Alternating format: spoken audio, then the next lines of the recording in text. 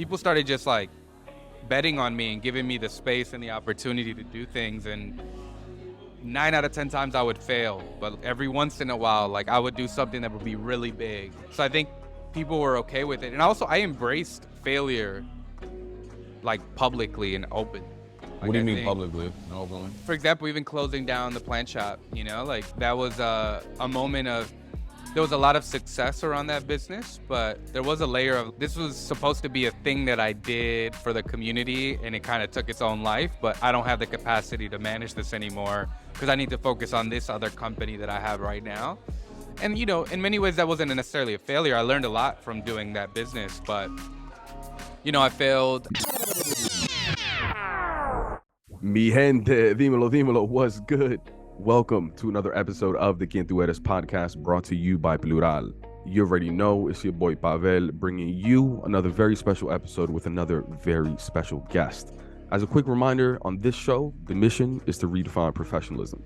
So every week we have a different guest join us for a very candid conversation around the conflict that they've experienced between professionalism and authenticity.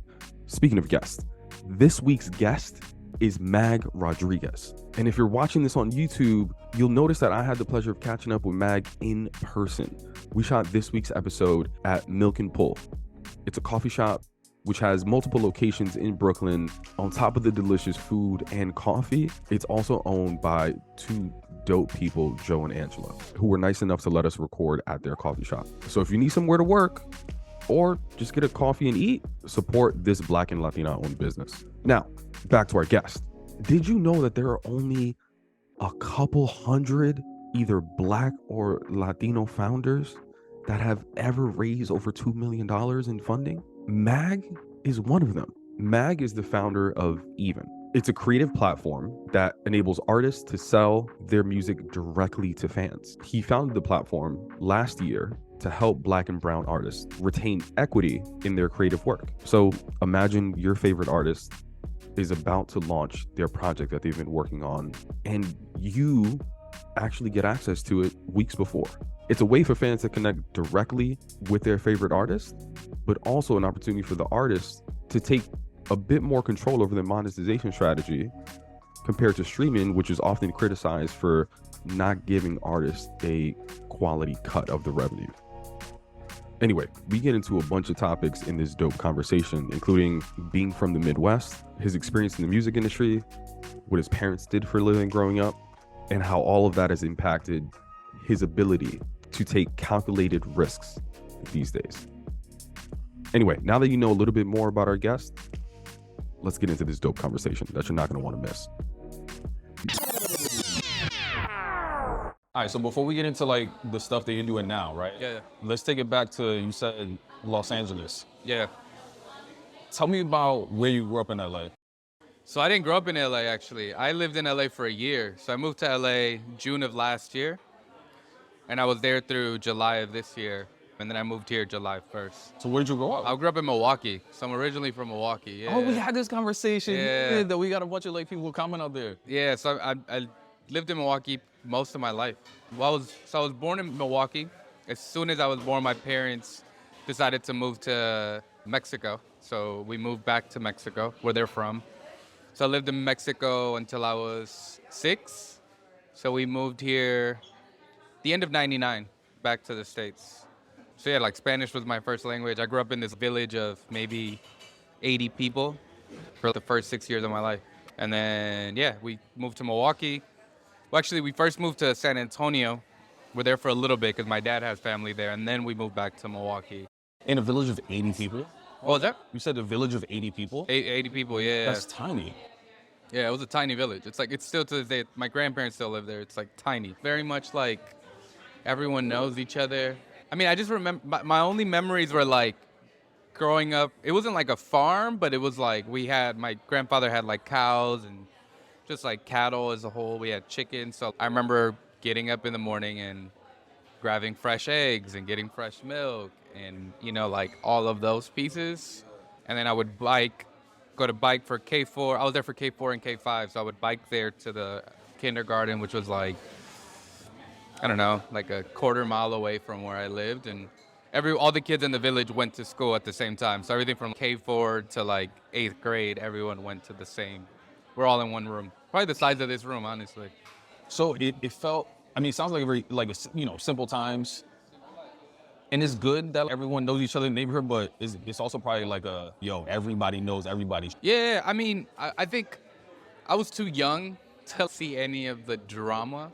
Sure, it really sure. wasn't like any of that. It was very much, it was just literally a very simple lifestyle. Like my mom, she would go into the bigger village close to the city, or close to she would go to the bigger town close to the village that we were from every day. And like for her work, she used to sell sandwiches, like food, to the high school, or like what we would consider a high school, and like the workers. So it's like a plaza, and that's where she would like just sell food. So that's what she was known for. And then my dad will help her with that. I can't really remember what my dad did though when we lived there, but for work, yeah, I can't remember what he did for work. I want to say it was probably some form of like welding. So he's a welder, so he's still a welder to this day. So he's probably what he was doing somewhere. So when they got to the States, did they pick up similar work? Did they do similar things? No, well, my dad worked 3 jobs when we first moved back, and then my mom was working 1 job. So when we first moved here, my dad was working during the day. He was a welder, and then he was a delivery driver. So he would go to work at 4 a.m., work to 2 p.m., and then he would do delivery for a Domino's from 3 to 7. And then he would do maintenance at McDonald's from 8 p.m. to like midnight. So he had 2 part-time jobs and 1 full-time job. And then my mom worked at a McDonald's as well. So my mom worked at a McDonald's for, I don't know, maybe 10 years. So she ended up like managing a couple restaurants in Milwaukee. And then in 2010, she started a cleaning business. She started her own cleaning business, yeah. So my mom was a manager at a McDonald's, but they used to move her around all the McDonald's because when it came for like inspection, she was like the goat for it. So they would have her moving around. So her main job was like she would go to a McDonald's right before an inspection. They managed like 12 McDonald's, and she would make sure that they would pass the inspection. So that was kind of her role within the org. And through that, she started cleaning the houses and the offices for like the executives of the McDonald's of that like specific franchise. And then from there, I think she started off and had 5 clients, and then 6 months into it, had 14. So she couldn't do both. So she ended up quitting at McDonald's. And then now her business, she has 8 to 10 employees. They clean, she's like up to 130 different, like between residential and commercial. So yeah, she built this like massive business for herself in the last 13 years, which has been like great for her.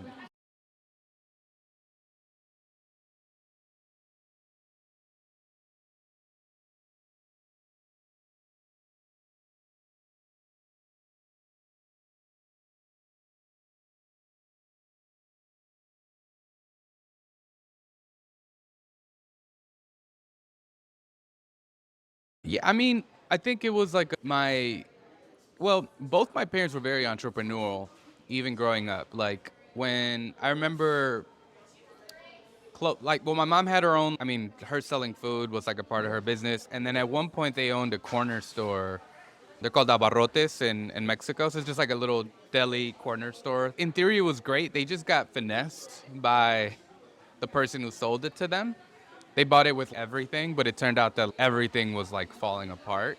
So it was a bad time for that. So that was like a very short-lived thing. And then they would always come up with ideas. I grew up seeing them. What should we do? Should we do this? Should we do that? And my parents I think they were just natural survivors. And it kind of led to this hustle mentality of like, how can we figure it out? And, I started working when I was 11 for a different cleaning company, actually. One of my mom's friends would clean. It was a very light job, but it was like... You working for the competition? But it was like me cleaning. It was like hallways of this apartment, so I would just vacuum. It was a summer job. I never worked directly for my mom, but she then got me a job at the same McDonald's that she was working at when I was 14. So I worked at McDonald's from the ages 14 and 19. 14 and 18. And that was really my only job I've ever had up until I started working at the venture firm when I was 24. So yeah, I worked at the venture, but between the ages of 18 to 24, I was just kind of like out on my own, managing artists. I had a recording studio and just kind of like out and about.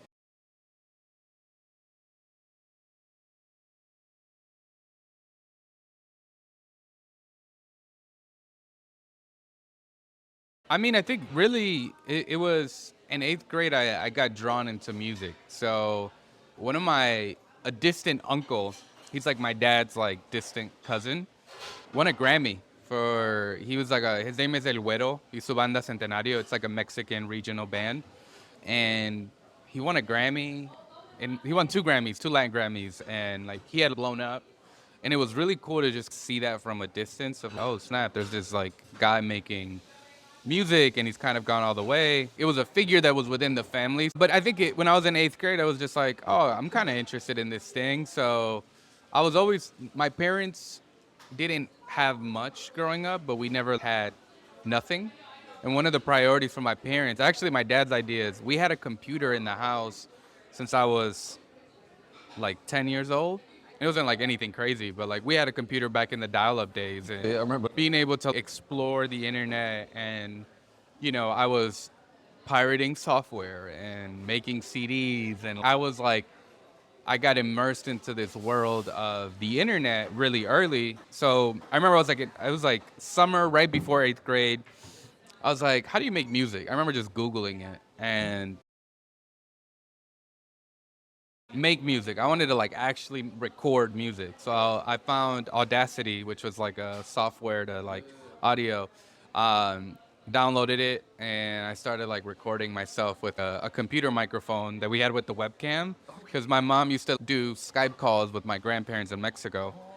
So we had a little computer microphone. So I was recording with that and I was like, oh, this is kind of cool. And then it turned into like making beats, and then went to high school. Mostly like I wanted to record, but I didn't know anyone who wanted to make music. So I just recorded. I think I made like 16 different versions to like the I'm Sprung instrumental.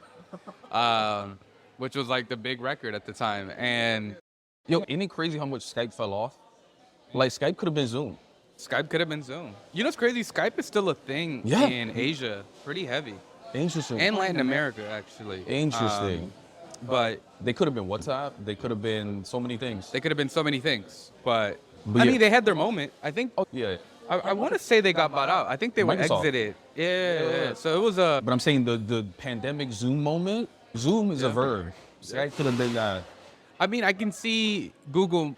No, not Google. Microsoft Teams. Maybe that's why they bought it, to implement that. But yeah, I mean, as far as the career, I went into high school and it went from, I started recording a bunch of my classmates, and then two of them turned out to be really incredible artists.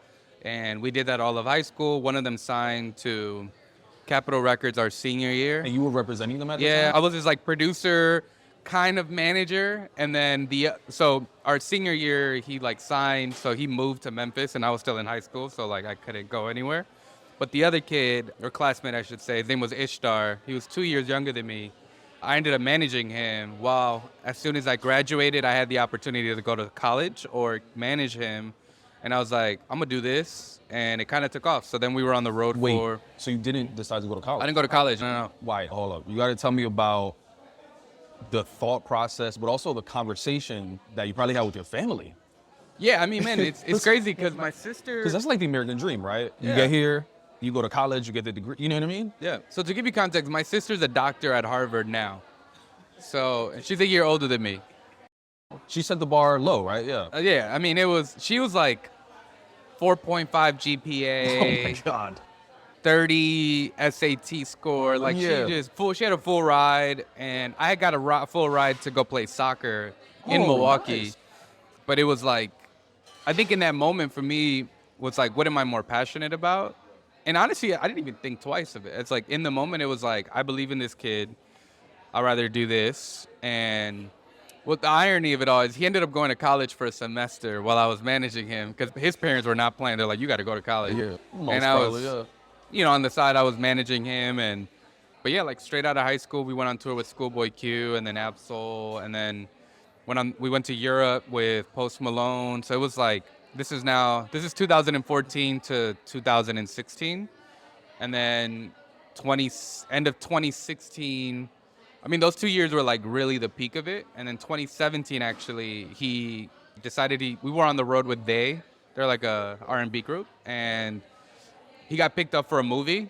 Well, on the road, Ish decided that the artist that I was managing wanted to become an actor. And I was like, all right, cool, let's try it. Let's do it. And I started putting some feelers out on the internet. And literally 1 week later, we get a script for a Matthew McConaughey film. He ended up co-starring in the film. It's called White Boy Rick. And we filmed that the summer of 2017. And for him in that moment, it was like... It's a big deal. It was a big deal. He was about to be 21. And he was like, I have this successful music career. I now have this film. And that's when Matthew McConaughey, because he did some movies early in his career, but this is like post True Detective. Yeah. He was doing a lot of, I won't say peak because he's still very much there, but it was a big film. And yeah, I mean, during that moment, he told me, he was like, yo, man, I don't know if I want to make music anymore. And I was like, all right. I was like, cool. Well, at that moment, I think for me, it was like, I already had my hands in so many other things where I was like, well, look, if you change your mind, let me know. We already haven't made music for a year because we were doing this film. And then that's around the time I met the venture firm. So I stopped working with him January of 2018, met the venture firm in April, started working with them in May. Wait, before we get into the venture firm, it's interesting, he's 21, right? 21 at the time, yeah. He was 21 at the time. You were how old? 23 at the time. Now, is it typical for a 23-year-old to be like representing artists? I don't know, like I'm just imagining you pitching for certain opportunities, whatever, and then people expect a certain person to show up. Oh, I mean, that was a big part of it. It's like behind the email, you don't know who you're talking to. And we would show up and they'll be like, oh, you're Mag. And it would be like 2 kids just showing up to rooms. And honestly, when he decided he wanted to be an actor... What was those interactions? Like, people were surprised walking into it? Well, on the music side, not so much. I think in the music side, there's like a youthful spirit where like people love young men. Well, people love when artists are young because it's, oh, your trajectory is so high. And that was a big part of the appeal, the potential. Right? Yeah, it's like kind of like a young. draft pick. Yeah, exactly. On the manager side, it's either a hit or miss. It's either that's just your friend who's managing you, right. Oh, that guy has it's very similar because like a manager has 100 types of career paths. An artist really has one.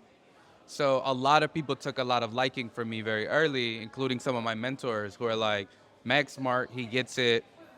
I didn't realize it at the time, but what ended up happening was a lot of the relationships that I thought I had because of the artists I was managing were really my relationships. So when I stopped working with him, my immediate thought was like, are these people not going to put me anymore because I'm not, working with this artist anymore? There's a little self-doubt that starts to creep in. But, I mean, in theory now, a lot of these people that I was working with back then ended up being like massive executives in the industry who are still my relationships. Was that intimidating though at a young age? Because these executives are seasoned, they're older. You're kind of telling them, hey, you should do this and that. Meanwhile, you're like, who the fuck am I telling them? Like, they should be telling me what, you know what I mean? There's a little insecurity problem. To be honest with you, no. I think the insecurities, or the self-doubt didn't really kick in until like my mid-20s. When I was young, I think, especially during that time, confidence and arrogance kind of like fuel most of the decision making. Where did you get that from though? And honestly, I think it was just like, we just thought we were hot, honestly. And it was easier to make a decision. I'm really good at decision making now, but like when I was 21, 22, all my decision making was like, do I with you? Do I like you? And I just happened to get really lucky that the decisions I made were the right ones, but I would only do business with people back then, whether or not I thought they were good people. And at 21, 22, it was definitely my arrogant side of being young and just think I'm hot. But now that I'm older, it is a principle that I keep to myself where like, I only want to do business with people who do good business and are good people at their core.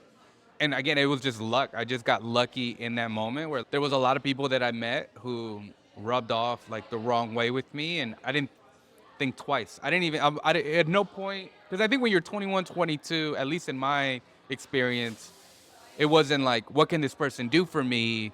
A lot of it in that moment to me was like, if you're treating us a certain way, that means you just want something out of us. So like, I'm good. Now I know that the real differentiator is just like, are you a good person? Do you do good business? Are you going to treat us correctly? Do you treat people around you correctly? What are some things that you rubbed you the wrong way in some of those conversations? I remember I think I'm trying to think, actually, so we got flown out really early by this major label and this like high level executive. Ish was 17, I was 19 the first time we got flown out by a label, and Bro, that's wild for a 19, which was crazy, 17-year-old. yeah. And I remember going out there and, you know, in the moment it felt weird because it was like we would go to a room and they would make me sit in the corner and they'll make the artist sit in the center of the room and talk to these people. And that was my first time experiencing that, where I'm just like, I'm just going to do as I'm told. Now I would never let someone treat someone like a client of mine in that way because it was intimidating, right? I remember walking out of that room and just not feeling okay with that. So you think they put you at a distance to intimidate you, or? I think it's like we're in charge, right? And not only to me, but also to the artists, right? And then an hour after that, they take us out to a lunch and they're like, well, let's do this deal, right? Let's sign this deal, Yeah, it was just like pressure. And I remember making a joke. I was like, look, man, I'm down to do a deal, but you got to offer me a job as an A&R because in my mind, I want to be an A&R. And the guy like was like drinking water and just spits it out laughing. That's a cocky ass. Yeah, it was just like I think for me, it was definitely an arrogant thing to ask for. But in my mind, it was like, if you believe in what we're doing, give us an opportunity, right?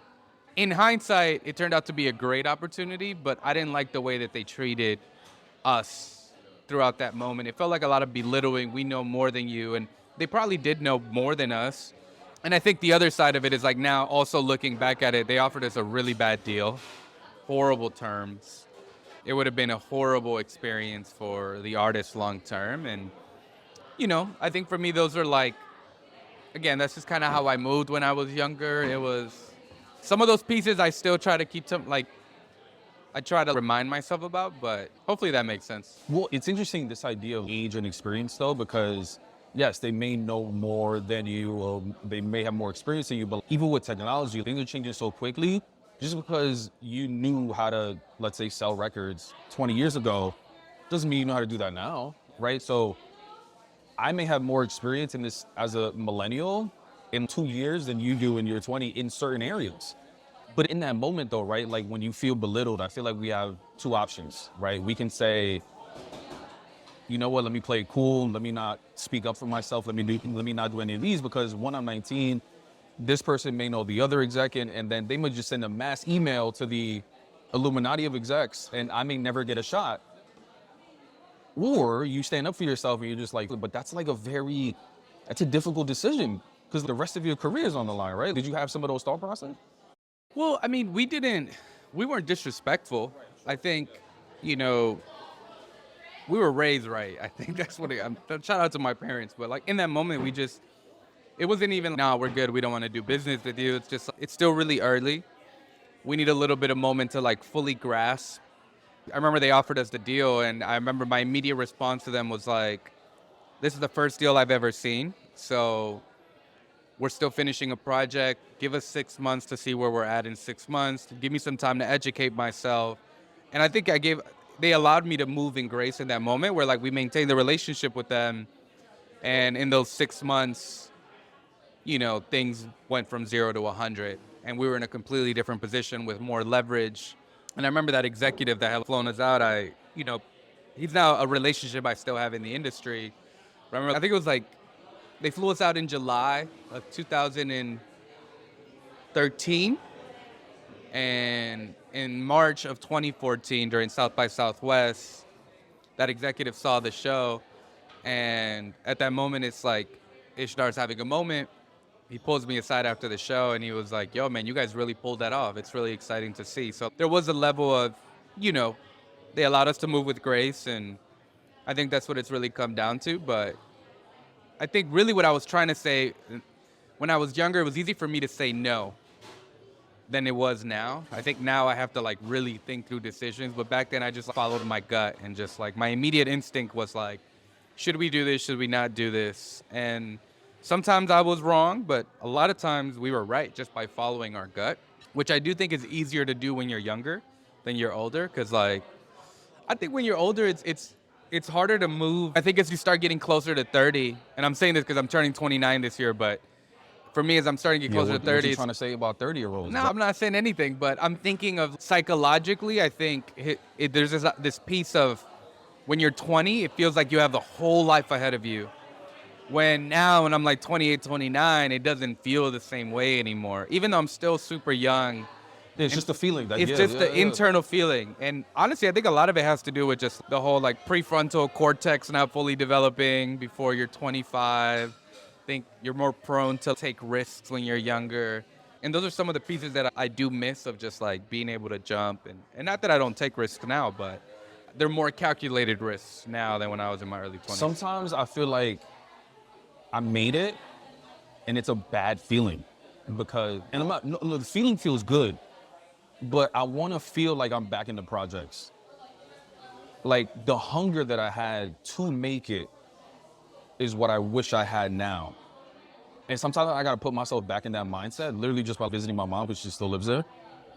But I know what you mean. Like you get more comfortable, you get less risky. And this is coming from me that doesn't have a wife or kids. I don't have any major responsibilities outside of paying rent, you know what I mean? But yeah, it's really interesting.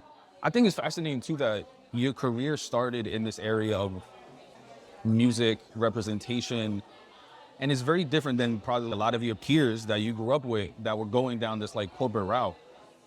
And to most people, I wonder if they looked at you, it was like,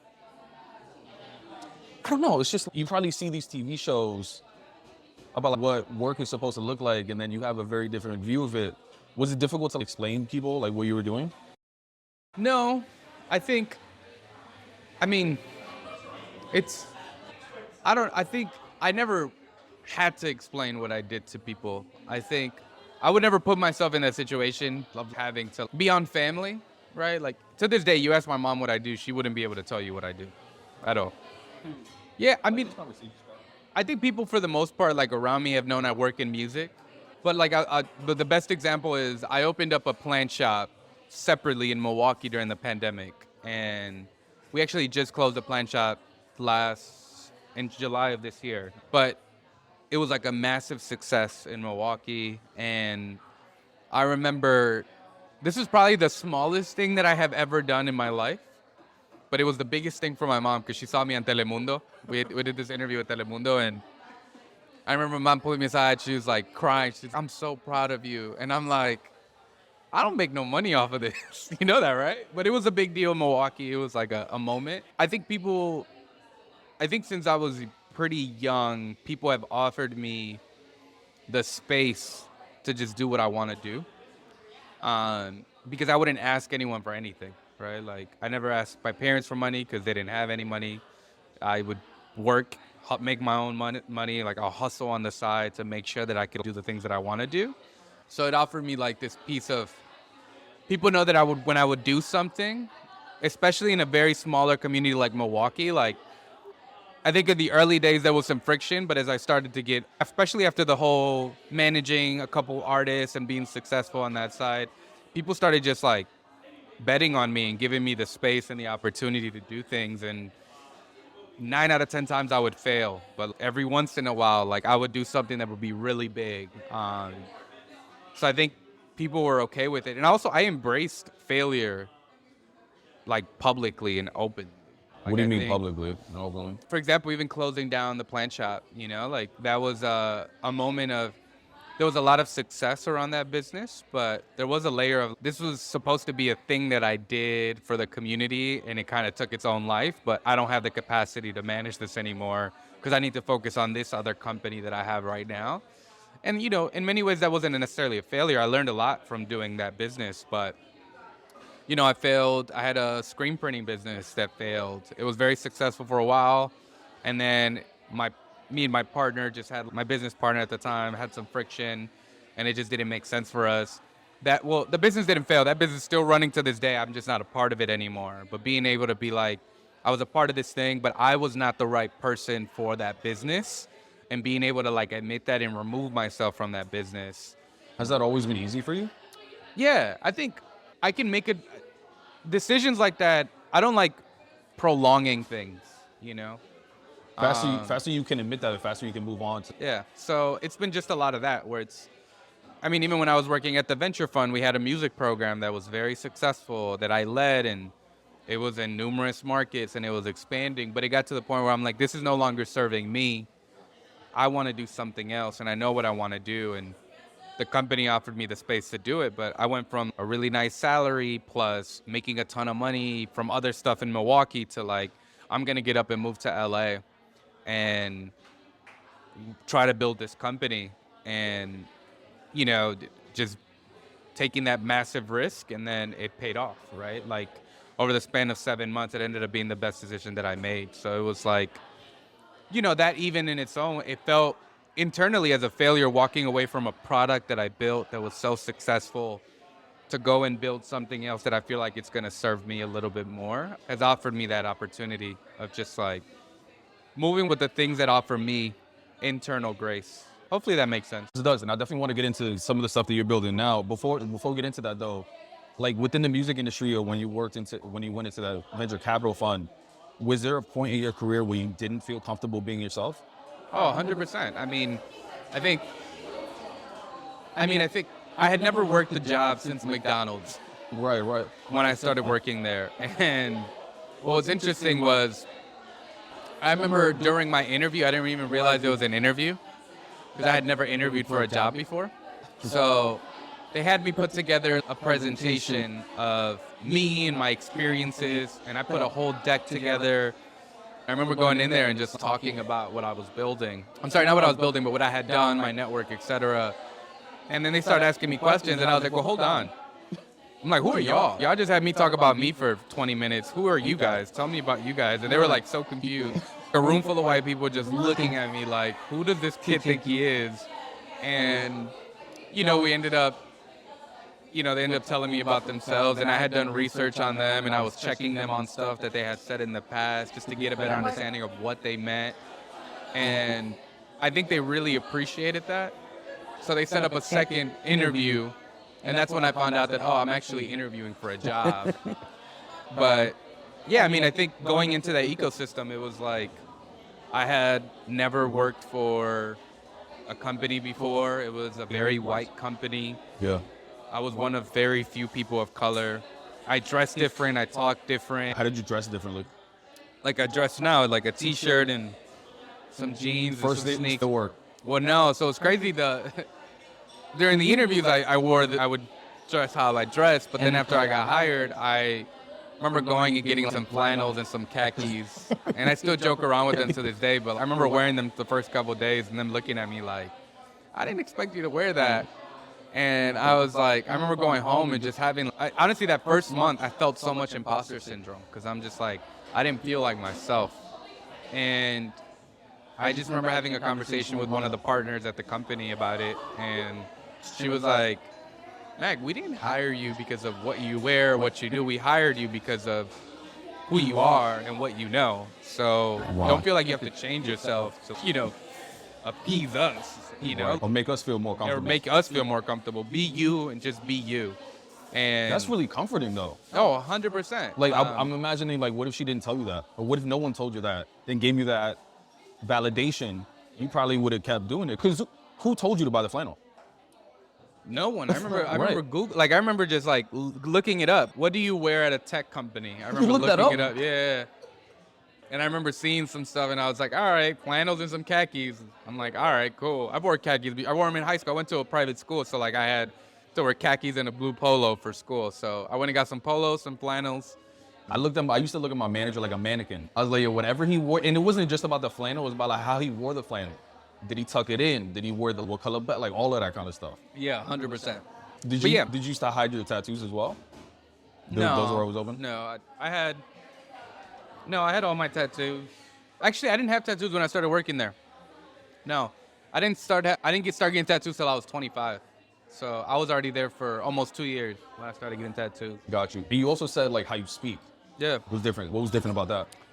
I mean, I never changed the way that I speak, but I've definitely developed like a white people voice, like my white people voice internally. No, I think there's like a hybrid, right? Where I think it's just all about the room that I'm in. And honestly, a lot of times it's really to offer comfort to the people that I'm in the room with.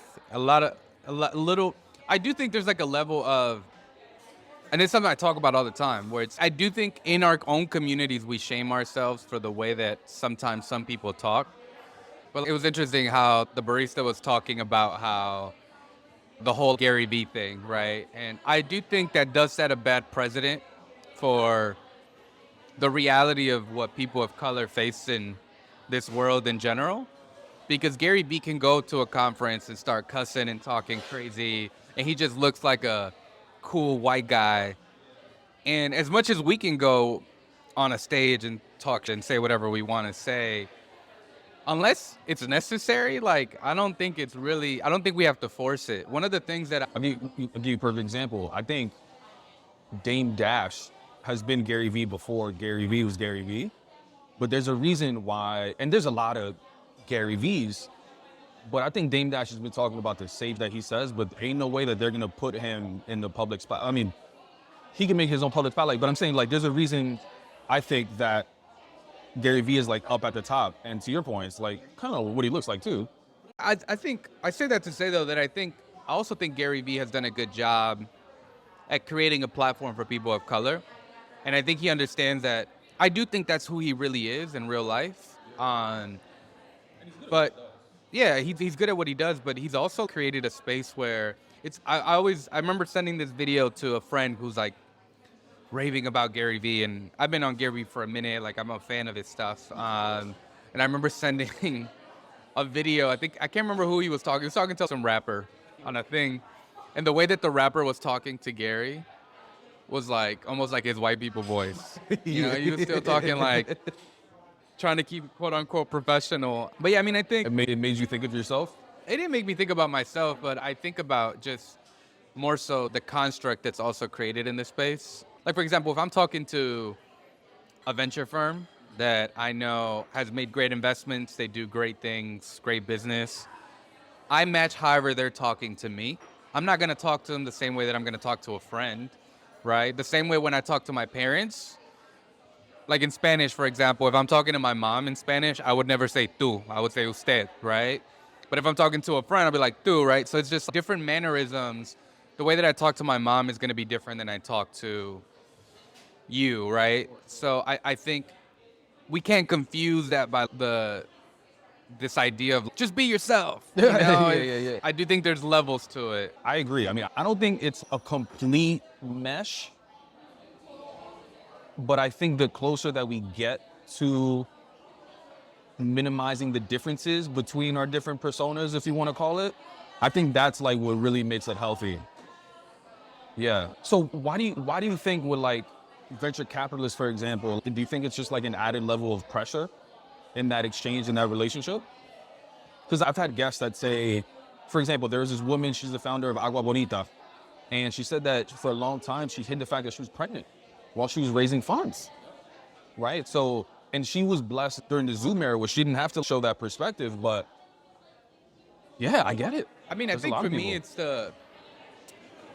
it's the wooden horse strategy for me. Is that like Trojan horse? Yeah, the Trojan horse, okay. wooden horse, whatever, yeah. I always get references wrong, but I'm glad you know what I meant. But in that whole idea of the Trojan horse, that's how I go into my strategy when it comes to doing anything I know that there isn't a ton of people like me doing it, where using that example of that woman too, who had to hide the fact that she was pregnant to raise money, that is a real thing, right? Because when you're mitigating risk, I can see why a traditionally white male space would be like, oh, a pregnant woman raising money, right?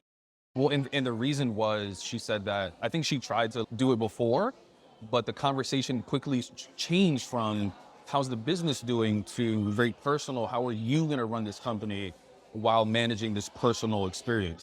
Yep, exactly. I mean, I think you mentioned it earlier where we're normally critiqued for our personality, and not for our outcomes or our work, our performance. So I think going into any room, you have to understand that people are going to judge, right? Whether they're going to admit to it now or not is out of our control. So we have to go in there assuming that the expectation, when I get in front of a VC, I look like a Latino who has a t-shirt on, who works in the music industry. Do I want to give this person money, right? And with me going into that, I already know more about the situation than the other person next to me.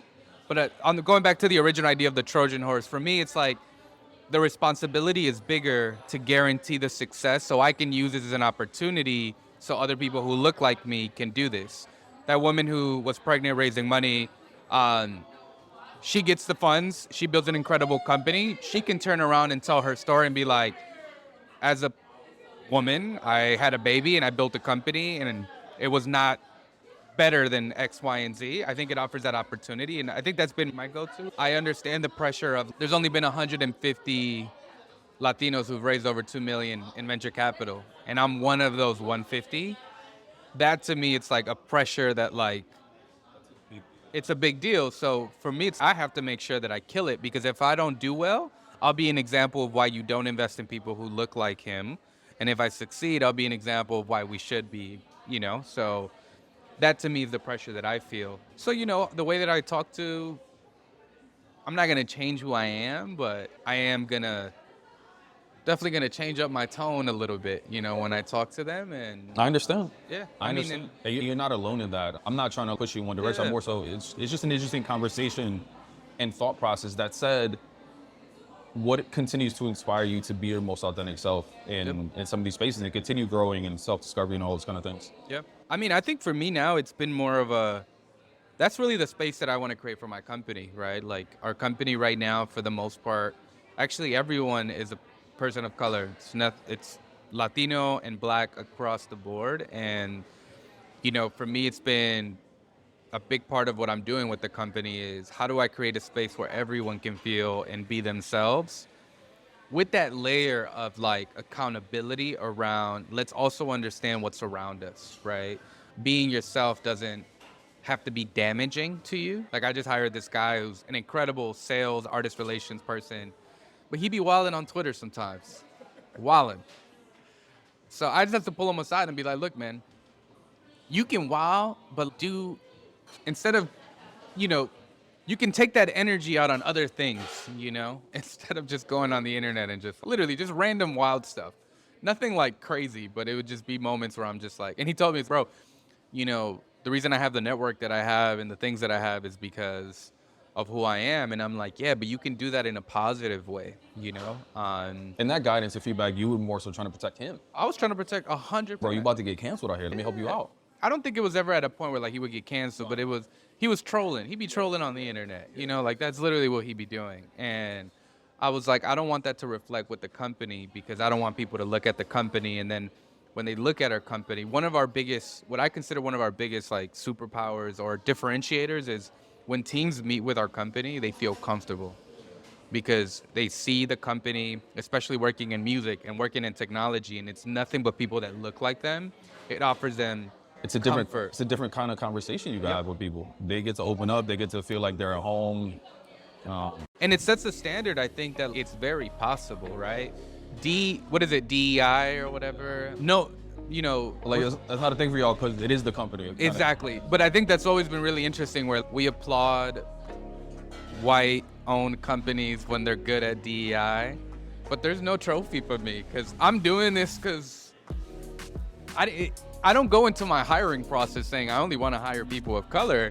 I hire based on who the best candidates are, and the best candidates have been people of color, which lets me, and there's no DEI strategy, right? If anything, one of the conversations that got brought up recently was like, we should be more intentional in hiring, not POC, which I didn't even realize it's a thing, which I think I'm sure that's going to be a bigger conversation that starts in the next 20, 30 years, but... That could be a whole series. Hiring white people. That could be a funny comedy sketch. Right. Because usually the opposite, but DI is typically to fix the problem. Fix the problem. Yeah. Mi gente was good.